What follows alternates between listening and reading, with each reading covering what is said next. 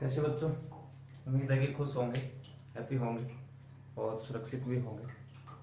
पिछले लेक्चर में जैसे अपन ने देखा था, मैंने बहुत कुछ चीज़ें पढ़ाई थी। टाइप ऑफ मैट्रिक्स पढ़ाया था मैंने पिछले लेक्चर में। आज उसी को अपन आगे बढ़ाते हैं। टाइप ऑफ मैट्रिक्स अपना खत्म हो गया था, यानी जीरो आइडेंटिटी तक अपन ने पूरा कर लिया था। और भी टाइप होते हैं मैट्रिक्स के, लेकिन एनसीईआरटी में अभी आपके 12th तक इतना ही दिया हुआ है। आगे अपने को जरूरत पड़ेगी तो मैं और भी टाइप पढ़ा दूंगा, लेकिन पहले पूरा मैट्रिक्स करेंगे अपन एनसीईआरटी वाला, उसके बाद उसे देखेंगे। जरूरत पड़ी तो जरूर पढ़ा दूंगा, तो जरूरत नहीं पड़ी तो नहीं पढ़ाएंगे। लेकिन मुझे लगता है कि पढ़ाना ही ज़्यादा बेटर रहेगा, आपके भी फायदे में रहेगा, आपके लिए भी अच्छा रहेगा, और मेरे लिए तो खैर आपको कुछ मिलना ही मेरे लिए तो बेहतर होगा। लेकिन उसको अपन आज जो पढ़ने वाले हैं वो पढ़ेंगे इक्वलिटी ऑफ मैट्रिसेस, यानी आयुओं की समानता। लेकिन आयुओं की समानता पढ़ने से पहले, इक्वलिटी ऑफ मैट्रिसेस पढ़ने से पहले मैंने कोई एक क्वेश्चन दिया था आपको। क्वेश्चन तो दो दिए थे। एक क्वेश्चन तो बहुत ही आसान था जो आपने कर ही लिया होगा, तो वो मैं यहाँ डिस्कस करने नहीं जा रहा। लेकिन एक जो क्वेश्चन दिया था मैंने, A I J equal to 1/3 I plus 5j, इससे अपने को 3x3 की, 3x2 की, 2x2 की मैट्रिसेस बनानी थी। तो बस उसी को डिस्कस करने जा रहा हूँ। मैं एक मैट्रिक्स डिस्कस कर लूंगा, बाकी मुझे लगता है कि आप कर लोगे। तो अपन सबसे पहले 3x3 की मैट्रिक्स बनाते हैं। 3x3 की मैट्रिक्स बनाने का मतलब क्या है कि उसके अंतर्गत रो 3 होंगी और कॉलम भी कितने होंगे, 3। तो बस आ जाओ, ये कोई 3x3 की मैट्रिक्स है, उसका ऑर्डर 3x3 है। 3x3 ऑर्डर है, इसका मतलब टोटल नंबर ऑफ एलिमेंट उसमें कितने होंगे, टोटल नंबर ऑफ एलिमेंट उसमें कितने होंगे, 9। और किसी भी मैट्रिक्स में पहला एलिमेंट क्या होता है, A11, आई की वैल्यू 1 होती है, जे की वैल्यू 1 होती है। दूसरा एलिमेंट क्या होता है, A12। तीसरा एलिमेंट क्या होता है, A13। फर्स्ट रो है, और पहला एलिमेंट रो को दर्शाता है। सेकंड रो, सेकंड एलिमेंट की जो वैल्यू, सेकंड वाला जो जे होता है वो किसको दर्शाता है, वो कॉलम को दर्शाता है, स्तंभ को दर्शाता है। तो ये फर्स्ट रो है, तो फर्स्ट तो ये 1 फिक्स रहने वाला है, 1 1 1। ये पहला कॉलम बनेगा, ये सेकंड कॉलम बनेगा, ये थर्ड कॉलम बनेगा, तो यहाँ 1 आया है। ये सेकंड कॉलम है तो 2 आया है, यहाँ थर्ड कॉलम है तो 3 आया है। ऐसे ही यहाँ अपन अब सेकंड रो में पहुंच जाएंगे तो रो फिक्स रहेगी। मैं यहाँ ये 2 2 फिक्स कर देता हूँ। अब बात आएगी कॉलम के हिसाब से आगे वाला नंबर आएगा। पहला कॉलम है तो यहाँ 1 आएगा, सेकंड कॉलम है तो यहाँ 2 आएगा, यहाँ थर्ड कॉलम है तो यहाँ 3 आने वाला है। अब थर्ड रो में पहुंच गए हैं अपन, तो यहाँ थर्ड रो है तो सबके मैंने ऐसे लगा दिया A3 और A3। अब फर्स्ट कॉलम तो फर्स्ट, सेकंड जो जे है वो कॉलम को दर्शाता है, तो यहाँ ये कौन से कॉलम में आ गया, सेकंड। ये कौन से कॉलम में है, थर्ड। ये 3x3 की, जिसके अंदर 9 एलिमेंट हो गए, अपने पास एक मैट्रिक्स आ गई है। अब अपने को वैल्यू निकालनी है A11 की। तो A11 की वैल्यू मैं अगर यहाँ से निकालूंगा तो I की वैल्यू 1 हो गई, J की वैल्यू 1 हो गई, तो A11 आ जाएगा 1/3 1 प्लस 5 इंटू जे की वैल्यू 1, तो वो 5 ही रह जाएगा। तो 5 प्लस 6 और 6 डिवाइड बाई 3, तो कितना आ जाएगा, 2। यानी A11 की वैल्यू जो होने वाली है यहाँ पर 2 हो गई है, तो मैं यहाँ 2 लिख देता हूँ, साथ के साथ लिखते हुए चलता हूँ, तो यही वैल्यू हो गई 2। अब अपने को निकालना है A12। अगर मैं A12 की वैल्यू निकालूंगा तो I की वैल्यू देखो क्या हुई है, 1, और J की वैल्यू क्या है, 2। तो बस वही पुट करना है अपने को। I की वैल्यू कितनी है, 1, और J की वैल्यू 2 लिख दी, तो 5 इंटू 2 10। तो ये कितना हो जाएगा, 11/3। 11/3। तो A12 की वैल्यू जो आई है अपने पास वो क्या आ गई, 11/3।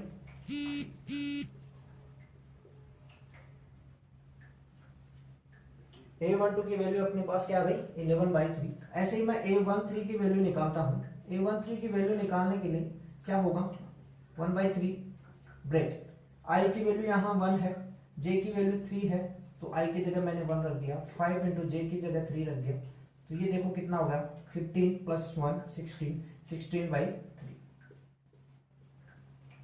तो A13 की जगह मैंने लिख दिया 16/3। A13 है जगह आ गया 16/3। अगेन अगर मुझे A21 निकालना है तो मैं कुछ नीचे लिख देता हूँ। जैसे A21 निकालना है तो I की वैल्यू 2 है देखना, और J की वैल्यू 1 है, तो बस वही पुट करना है 1/3। I की जगह क्या है 2, 5 इंटू J की वैल्यू कितनी है यहाँ पर 1, ये मल्टीप्लाई में है यहाँ पे, तो 5 + 2 यानी 7, तो ये 7 बाई कितना आ गया 3। तो 81 की वैल्यू 7/3 होने वाली है। ऐसे ही अगर मैं A22 की वैल्यू निकालूं तो मैं यहां लिख रहा हूं A22 की वैल्यू निकालने के लिए क्या रखेंगे, I की वैल्यू भी 1 है, सॉरी 2 है, और J की वैल्यू भी क्या है 2, तो यहां से A22 क्या आ जाएगा 1/3 ब्रैकेट I की वैल्यू 2 प्लस 5 इंटू J की वैल्यू कितनी है 2, तो 5 इंटू 2 कितना हो गया 5 इंटू 2 10, 10 + 2 12, 12/3 4। तो A22 की वैल्यू अपने पास जो आई है वो कितनी आई है 4। इसी तरह से अगर अपने को A23 निकालना हो तो 23 निकालने के लिए I की वैल्यू कितनी है 2 और J की वैल्यू कितनी है 3, तो बस वही निकाल लो A23 1/3 bracket I plus J, I क्या है 2 प्लस J यानी 5 इंटू 3, 5 इंटू J था ना, तो देखो 15 + 2 17, तो ये आ गया 17/3। तो A23 की वैल्यू अपने पास क्या निकल के आई 17/3। A23 की वैल्यू अपने पास क्या निकल के आई 17/3। अब इनको मिटा देता हूं, एक बार चेक भी कर लेना, आपने सही निकला होगा मेरे हिसाब से।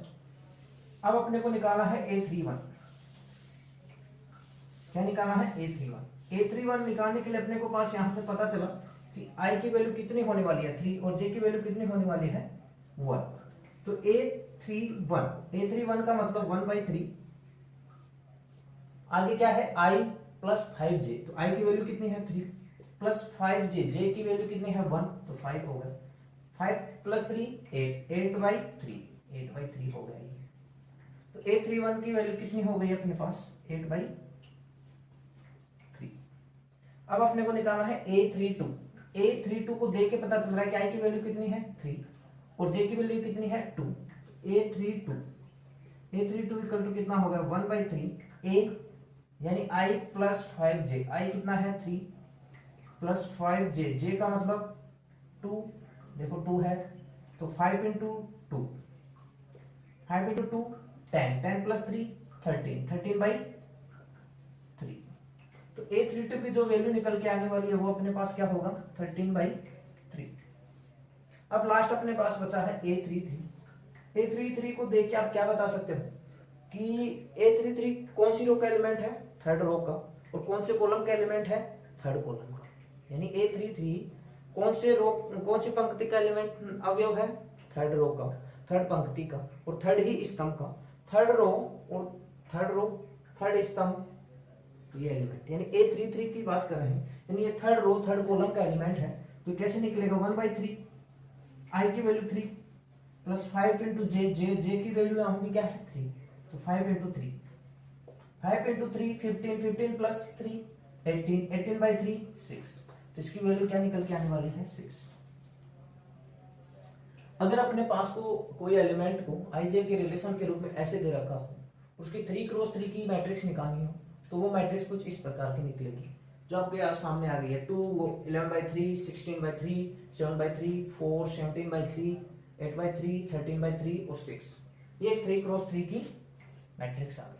इससे ज्यादा इसमें रो होती नहीं है, तो A41 एलिमेंट की भी बात करूं तो वो होने वाला नहीं है, क्योंकि रो ही इसमें थर्ड है, तो फोर्थ रो कहां से आ जाएगी। ऐसे आप 3x2 को निकाल सकते हो, और ऐसे ही आपको 2x2 को निकाल लेना। अब अपन आगे चलते हैं। आज अपन बात जो करने वाले हैं वो इक्वलिटी ऑफ मैट्रिसेस की दो आव्यूहों की समानता के बारे में बात करते हैं, कि दो आव्यूहों को समान आव्यूह अपन कब कह सकते हैं। उसी की जैसे 2 को 2 के बराबर तभी कह सकते हैं, 2 को 2 के बराबर कहेंगे अगर 2 = 2 3 कर देंगे अपन, तो गलत होगा ना, क्योंकि 2 कभी 3 के बराबर होता ही नहीं है। 2 ही 2 के बराबर होता है, 2 कभी 3 के बराबर देखा है, ऐसे थोड़ी ना होता है, ये गलत है, ये नॉट इक्वल टू 3 होता है। तो बस ऐसा ही कुछ समानता का रिलेशन यहां से है। कोई भी दो मैट्रिक्स समान हो या इक्वलिटी हो दो मैट्रिक्सों में, तो उनके लिए जरूरी है कि उनका ऑर्डर, जैसे ए और बी दो मैट्रिक्स है अपने पास, ए और बी अपने पास दो मैट्रिक्स है, अगर उनकी अपन समानता की बात करें, उनकी इक्वलिटी की बात करें, तो फर्स्ट जो दो कंडीशन होती है, तब वो दो कंडीशन लगने के बाद ही उन दो मैट्रिक्सों को क्या कहा जा सकता है, equal matrix, equality of matrix, तो अवयवों की समानता के बारे में बात कर रहे हैं। तो फर्स्ट तो उन दोनों मैट्रिक्स का यानी order of A, order of matrix A, order of matrix A equal to होना चाहिए ऑर्डर ऑफ मैट्रिक्स बी।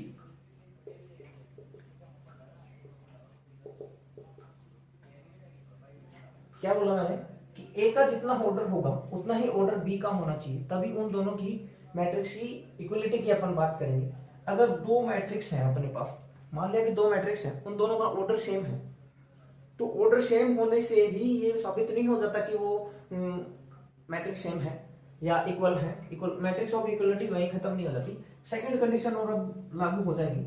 उनका प्रत्येक एलिमेंट यानी ए आई जे, अगर मैट्रिक्स ए कुछ इस प्रकार का है, A I J M cross N, ठीक है, और बी जो है वो है B I J, order same होना चाहिए, तो ए भी एम क्रॉस एन है तो वो भी एम क्रॉस एन होगा। कोई जरूरी नहीं है कि को दो, जैसे मैट्रिक्स में अगर बात करें अपन इक्वलिटी की, तो कोई जरूरी नहीं है कि वो कोई दो मैट्रिक्सों की इक्वलिटी की बात अपन तभी करें जब वो स्क्वायर मैट्रिक्स हो। कोई भी दो मैट्रिक्स, चाहे वो रेक्टेंगुलर मैट्रिक्स हो या स्क्वायर मैट्रिक्स, हम उनकी इक्वलिटी की बात कर सकते हैं, बशर्ते उनका ऑर्डर सेम होना चाहिए। अगर ऑर्डर ही सेम नहीं होगा तो इक्वलिटी की बात करना ही बेवकूफी है। तो पहली कंडीशन हमेशा याद रखना, उन दोनों को, कोई भी दो मैट्रिक्स आपको कोई भी कहे कि दो मैट्रिक्सों की इक्वलिटी की बात करनी है, तो सबसे पहले आपको जो चेक करना है वो क्या है, मैट्रिक्सों का ऑर्डर। अगर उनका ऑर्डर ही सेम नहीं होगा तो वो क्वेश्चन वहीं खत्म हो जाता है, आगे कुछ चेक करने की जरूरत ही नहीं है। अगर ऑर्डर सेम होने पर हम सेकंड कंडीशन पे जाते हैं, और सेकंड कंडीशन क्या कहती है कि A I J equal to B I जे।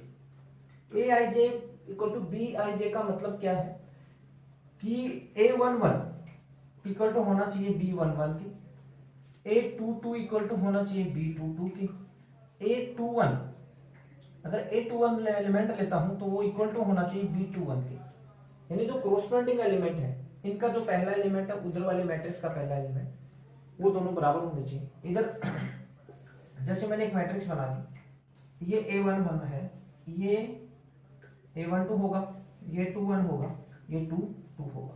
ऐसे मैंने मैट्रिक्स बी ले ली, ये मैट्रिक्स अपने पास क्या है ए, ये मैट्रिक्स मैंने ले ली बी, और इसको लिख लिया मैंने बी वन वन होगा, ये होगा बी वन टू आई जे के हिसाब से, पहला रो को दर्शाता है, सेकंड कॉलम को दर्शाता है, बहुत बार बता चुका हूं मैं। ये बी टू वन होगा, ये बी टू टू। क्रोस्पोंडिंग एलिमेंट का मतलब क्या होता है कि ए वन वन बराबर होना चाहिए बी वन वन के, ए वन टू बराबर होगा बी वन टू के, ए टू वन बराबर होगा बी टू वन के, और ए टू टू बराबर होगा बी टू टू के। अगर ये दोनों कंडीशन, उन दोनों मैट्रिक्सों का ऑर्डर सेम होना चाहिए, उनके क्रोस्पोंडिंग एलिमेंट यानी ए वन वन बराबर बी वन वन इक्वल, मतलब ए वन वन इक्वल होना चाहिए बी वन वन के, ए वन टू इक्वल होना चाहिए बी वन टू के, ए टू वन इक्वल होना चाहिए बी टू वन के, ऐसे ही ए टू टू इक्वल होना चाहिए बी टू टू के। तब जाके अगर ये दोनों कंडीशन सेटिस्फाई हो जाती है तो वो इक्वलिटी ऑफ मैट्रिक्स, उन दो मैट्रिक्सों को अपन इक्वल कहते हैं। अब यहीं से मैं बात कर लेता हूं, एक एग्जांपल के तौर पर अगर मैं अपने आपके पास लिख दूं, जैसे कोई एग्जांपल है, इक्वलिटी ऑफ मैट्रिक्स की बात चल रही है, 2 3 4 5, ये मैट्रिक्स ऑफ ए है, एक मैट्रिक्स है 2 3 4 5 6 7,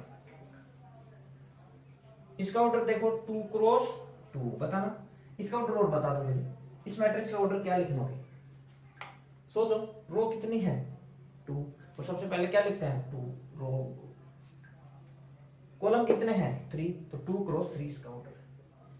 दो मैट्रिक्सों की इक्वलिटी की बात करने के लिए मैंने सबसे पहले आपको बताया कि उनका ऑर्डर चेक करना है, फर्स्ट कंडीशन पहले अपने को चेक करनी है। 2 क्रॉस 2 और 2 क्रॉस 3 सेम ऑर्डर है, ऑर्डर सेम नहीं है, तो इनकी इक्वलिटी की बात अपन कर ही नहीं सकते। अब इसे मैं 2 क्रॉस 2 ऑर्डर की बना देता हूं, इनको मैंने मिटा दिया और ये मैट्रिक्स मैंने लिख दी 2 क्रॉस 2 की।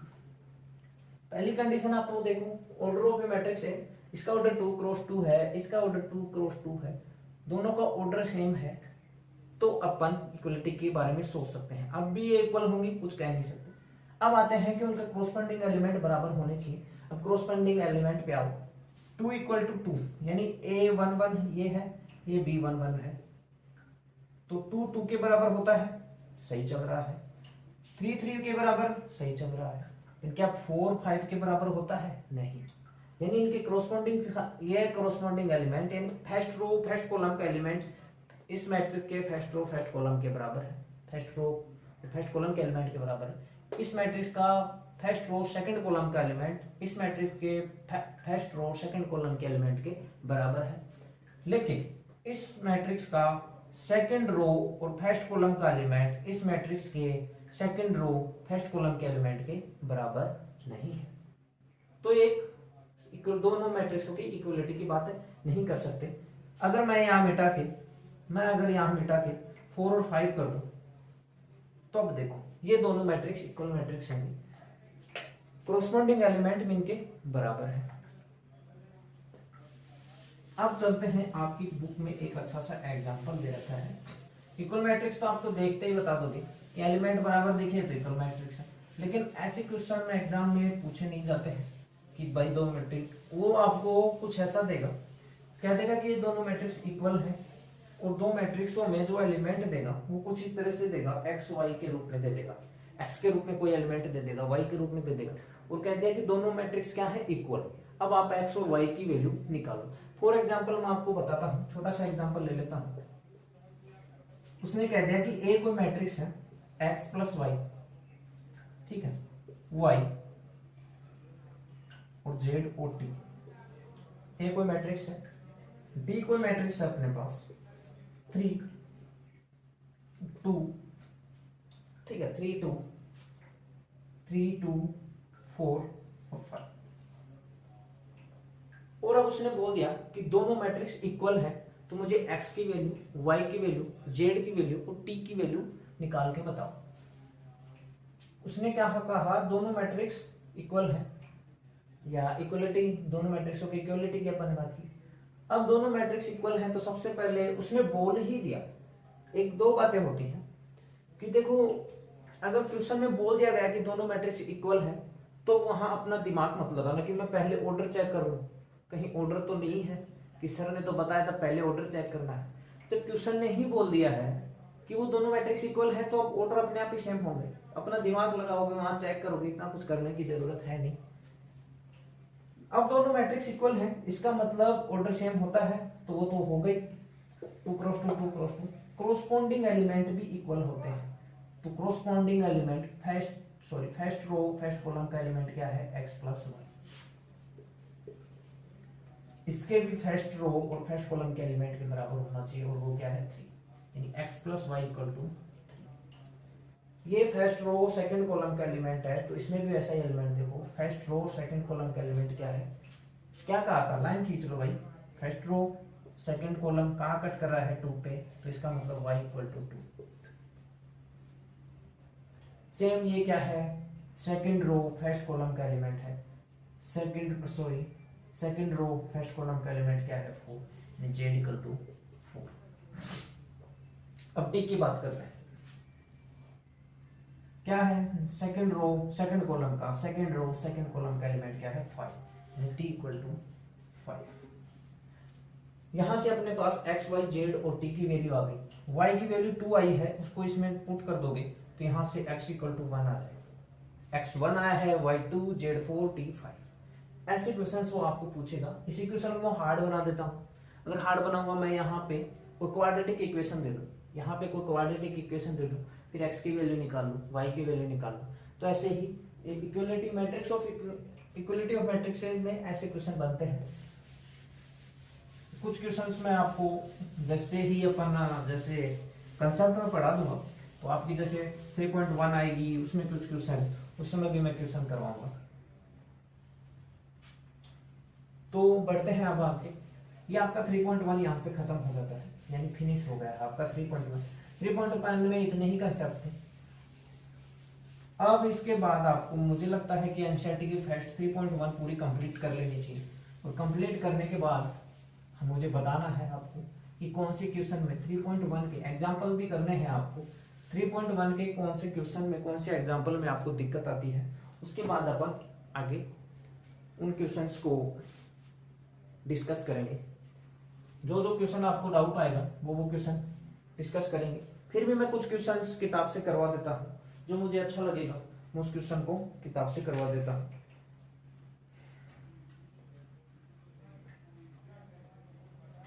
क्वेश्चन नंबर आपको दे रखा है 9। क्वेश्चन नंबर 9 जो है, क्वेश्चन नंबर 9 जो है मैं लिख लेता हूँ बोर्ड पे।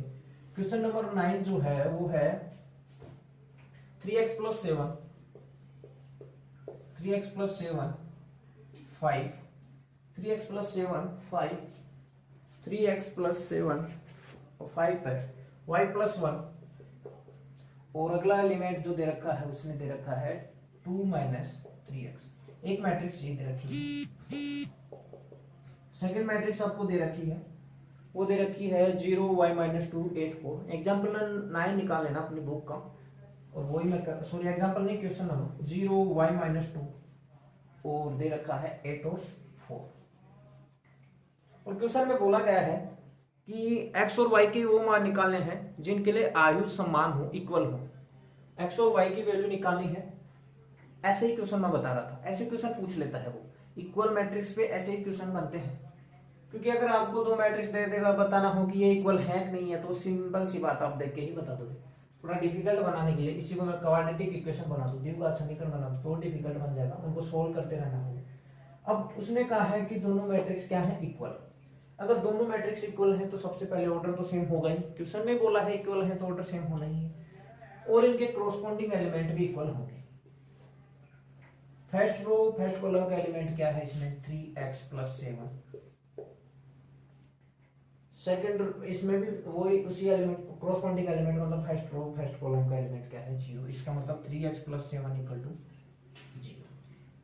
y - 2 = कितना होगा 5। मैं बात रिपीट कर चुका हूं तो इसलिए थोड़ा, ये एलिमेंट इसके बराबर होना चाहिए, यानी y + 1 = कितना होना चाहिए 8। ये एलिमेंट इसके बराबर होना चाहिए, यानी 2 - 3x = कितना होना चाहिए 4।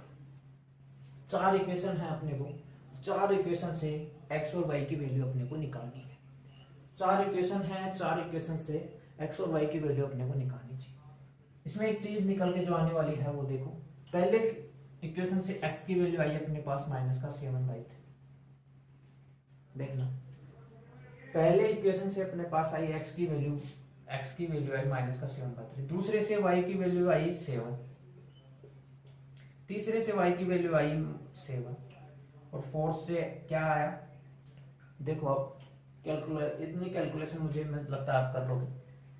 3x इधर चला जाएगा, ये इधर आ जाएगा। देखो मेरे हिसाब से x की वैल्यू जो आने वाली है वो -2/3, -2/3 अपने पास ये वैल्यू आई। x की वैल्यू निकालनी थी, y की वैल्यू निकालनी थी, लेकिन y की वैल्यू सेम आ गई 7 है, इसका मतलब y की वैल्यू तो ठीक है। लेकिन दिक्कत कहाँ हो रही है, x की वैल्यू -7/3 और यहाँ x की वैल्यू क्या आई है -2/3। अगर अलग अलग वैल्यू आ रही है तो अब दिक्कत होगी। देखो दिक्कत क्यों होगी, अब ये इक्वल मैट्रिक्स, मान लिया कि x की y की वैल्यू तो 7 है तो 7 रख दो। देखो इसमें मैं 7 रख देता हूँ, जहां जहां भी है, यहाँ 7 रख दूंगा तो ये बन जाएगा 8, यहाँ 7 रख दूंगा 7 रख दूंगा तो ये बन जाएगा 5। ये 8 बन गया, ये 5 बन गया। चलो गोले में रहने देते हैं, वैसे लिखते हैं। ये बन गया अपने पास 8, ये बन गया अपने पास 5, y का काम खत्म। अब x की वैल्यू मैंने -7/3 ले ली, x की वैल्यू -7/3 ले ली, ये 0 0 से मैच कर रहा है, 8 8 के इक्वल है, 5 5 के इक्वल। लेकिन x की वैल्यू यहाँ -7/3 आप पुट करके देखो, x - 3 -7/3, 3 से 3 कैंसिल, माइनस माइनस प्लस, ये 9 आया, 9 = 4 नहीं होता है। इसका मतलब ये दोनों मैट्रिक्स इस वैल्यू के, x की इस वैल्यू के लिए ये दोनों मैट्रिक्स इक्वल नहीं हो सकती। अब फिर से आते हैं, फिर से क्या आते हैं, y की वैल्यू तो फिक्स रहने वाली है, इसका मतलब यहाँ 5 आना, यहाँ 8 आना है। बाकी सिर्फ बात करते हैं कि मैंने ले लिया कि x की वैल्यू -2/3 है। मान लिया कि x की वैल्यू -2/3, यहाँ पुट करूँ, x की वैल्यू लिख दी मैंने 3 इंटू माइनस का 2/3 प्लस 7, 3 से 3 कैंसिल, ये बच जाएगा 5, यानी इसकी वैल्यू जो आई है वो आ गई 5। क्या 5 इक्वल टू 0 होता है? कभी होता ही नहीं है। 5 इक्वल टू 0 नहीं होता, फिर भी कोरोस्पोंडिंग एलिमेंट इक्वल नहीं हुए। तो कोरोस्पोंडिंग एलिमेंट इक्वल नहीं हो रहे हैं, चाहे मैं x की वैल्यू माइनस का 7/3 लूं या x की वैल्यू माइनस का 2/3 लूं। इसका मतलब ये दोनों मैट्रिक्स x की किसी भी वैल्यू के लिए, x की दोनों वैल्यू के लिए कभी भी इक्वल नहीं हो सकते। ऐसा ही कुछ ऑप्शन है, ज्ञात करना संभव नहीं है, तो इसका मतलब ज्ञात ही नहीं कर सकते कि जिसके लिए ज्ञात करना संभव इसलिए लिखा है क्योंकि ऐसी x की कोई वैल्यू निकल ही नहीं पा रही है यहाँ से कि ये दोनों इक्वल बन जाए। अगर मैं ये x की वैल्यू लेता हूं तो यहाँ गड़बड़ होती है, ये दोनों इक्वल नहीं होते। अगर ये वाली x की वैल्यू लेता हूं मैं माइनस का 2/3 तो ये तो इक्वल हो जाते हैं, लेकिन ये वाला एलिमेंट 5 बन जाता है जबकि यहाँ 0 है। तो ये ऐसी x की कोई वैल्यू निकाल नहीं सकते, x और y की कोई वैल्यू निकाल नहीं सकते कि ये दोनों मैट्रिसेस इक्वल हैं। सिंपल सा क्वेश्चन था और मुझे लगता है कि इस क्वेश्चन के बाद इक्वलिटी ऑफ मैट्रिक्स का कंसेप्ट आपको बहुत ही अच्छे से समझ में आ गया होगा। एक दो एग्जांपल और ले लेता हूं। क्वेश्चन नंबर 4 है आपके पास, एनसीईआरटी का क्वेश्चन नंबर 4 जो है वो है i प्लस जे का 4 का फैक्ट i प्लस जे का होल स्क्वायर बाय 2। मुझे लगता नहीं कि इसको समझाने की जरूरत है। 2x2 की मैट्रिक्स बनानी है आपको, 2x2 की मैट्रिक्स बनानी है तो साफ सी बात है 2x2 की मैट्रिक्स में कितने एलिमेंट होते हैं? 4 एलिमेंट होते हैं। ये एलिमेंट क्या होता है? a11, ये होता है a12, a21 और a22। a11 की वैल्यू मतलब i और j की वैल्यू 1 1 पुट करनी है, 1 + 1 का होल स्क्वायर यानी 2 का होल स्क्वायर 2 आ जाएगी। a13 की वैल्यू भी ऐसे ही निकालनी है। a12 की वैल्यू कैसे निकालोगे? सॉरी a12 है, i की वैल्यू 1 है, j की 2 है, तो i क्या रख दिया मैंने? 1, i 1 रख दिया, j रख दिया 2 का बटे 2 का होल स्क्वायर। ये क्या है? 3 का होल स्क्वायर मतलब 9/2, इसकी वैल्यू 9/2 आ गई। a11 भी लिख देता हूं मैं, a11 i की वैल्यू 1, j की वैल्यू 1, तो कितना हो गया? 2 का whole square by 2 equal to कितना आ गया? 2। ठीक है, अब a21 की वैल्यू मैं निकालने की कोशिश करता हूं। देखो i क्या है? 2 है, j कितना है? 1, तो बस पुट कर दो। i क्या था? 2, j कितना है? 1 का whole square divide by 2 equal to कितना आ गया? अगेन 9/2। अगेन अपन a22 की वैल्यू निकालने की कोशिश करते हैं। i क्या है इसमें? a22 मैं बहुत बार बता चुका हूं किस चीज को रिप्रेजेंट करता है कि ये सेकंड रो सेकंड कॉलम का एलिमेंट है। खुद देखो आप, second row second first column second column ये एलिमेंट है, सेकंड रो सेकंड कॉलम का एलिमेंट है। i की वैल्यू 2, j की वैल्यू 2, तो देखो 2 + 2 का होल स्क्वायर बटे 2, 2 + 2 कितना होता है? 4, और 4 का होल स्क्वायर कितना होता है? 16, और 16/2 कितना आ गया? 8। तो ये मैट्रिक्स जो बनी वो कैसे बनी? 2 बनेगी। ये कितने बनेगी? 9/2। यहाँ भी क्या आया है? 9/2, और यहाँ कितना आया है? कितना आया है बताओ? 8। इसी तरह से फोर्थ एग्जांपल के अलावा आप और भी एग्जांपल मेरे हिसाब से आसानी से कर सकते हो, इसमें कोई बड़ी बात नहीं है, बहुत सिंपल से है। एक इसके अंतर्गत 10 नंबर जो एग्जांपल है वो बहुत अच्छा एग्जांपल नहीं, 10 नंबर जो क्वेश्चन है बहुत ही अच्छा क्वेश्चन है। आपको एक बार जरूर वो कोशिश करनी है, मैं तो बता ही दूंगा, लेकिन उस एग्जांपल को उस क्वेश्चन को करने के लिए 3.1 के 10 नंबर क्वेश्चन को करना चाहिए, आपको जरूर करना चाहिए, कुछ सीखने को मिलेगा उसमें। और वह लास्ट में तो मैं बता ही दूंगा, अगर आपको डाउट होगा कमेंट सेक्शन में आप बताओगे तो मैं बता ही दूंगा। तो अब आगे बढ़ते हैं अपन। मुझे लगता नहीं 3.1 का ऐसा कोई क्वेश्चन होगा। इतना कुछ समझाने के बाद अब एक कंसेप्ट बहुत सब धीरे धीरे मैंने बताया है, एक एक कंसेप्ट मैंने समझा के बताया है। तो 3.1 में मुझे लगता नहीं अब आपको कोई डाउट होना चाहिए। एक 10 नंबर जो क्वेश्चन है वो बहुत ही अच्छा क्वेश्चन है, उसको आपको एक बार खुद से ट्राई करना चाहिए। बहुत अच्छा तो मैं नहीं कहूंगा, लेकिन अच्छा क्वेश्चन है, एक बार खुद से ट्राई करना चाहिए क्योंकि कुछ नया सीखने को मिलेगा। तो आज का लेक्चर अपन यहीं खत्म करते हैं। 3.1 लेक्चर नंबर 3.1 के साथ ही एंड करते हैं, और अगले लेक्चर में अपन पढ़ेंगे जो आएगा अपने पास, वो कहेंगे ऑपरेशन ऑफ मैट्रिसेस यानी अवयवों का आयुओं की संक्रियाएं, थोड़ा बहुत मैं बता देता हूँ। संक्रिया मतलब मैट्रिक्सों का मल्टीप्लिकेशन कैसे होता है, उनका एडिशन कैसे होता है, उनका सब्ट्रैक्शन कैसे होता है, उनका हिंदी में कहूँ तो आयुओं का योग, आयुओं का सब्ट्रैक्शन, आयु का मल्टीप्लिकेशन यानी आयुओं का गुणा, ये सब कैसे करते हैं मैट्रिक्सों का, उसके बारे में डिस्कस करेंगे अपन। और बस, तो लेक्चर को यहीं खत्म करते हैं। हैप्पी रहें, खुश रहें, और हार्ड वर्क बहुत है। एक को लेक्चर बनाने में इतना हार्ड वर्क लगता है, इतनी मेहनत लगती है, नजर आ रहा होगा, पसीने आ रहे हैं। तो सब्सक्राइब करें चैनल को और हमारे हार्ड वर्क को अप्रिशिएट करें। तो कमेंट सेक्शन में बताएं, लाइक करें, शेयर करें लोगों से। जो भी 12th के बच्चे हैं, बहुत कुछ नया सीखने को मिलेगा। अभी आपको बेसिक बहुत अच्छा बताया है मैंने, मैट्रिक्स का पता है मुझे, उसमें हम आपको बताने की जरूरत नहीं है कि मैंने कितना अच्छा बेसिक पढ़ाया है। जैसे जैसे मैट्रिक्स का लेवल बढ़ता जाएगा, वैसे जैसे ऐसे अपन और भी अच्छे कंसेप्ट सिखाते जाएंगे। कुछ कंसेप्ट हम सिर्फ एनसीईआरटी तक ही सीमित नहीं रखेंगे, उससे भी ऊपर के लेवल के कंसेप्ट बताएंगे। तो खुश रहें, हैप्पी रहें, चैनल को सब्सक्राइब करें, लोगों के साथ वीडियो को शेयर करें। जय हिंद, जय भारत।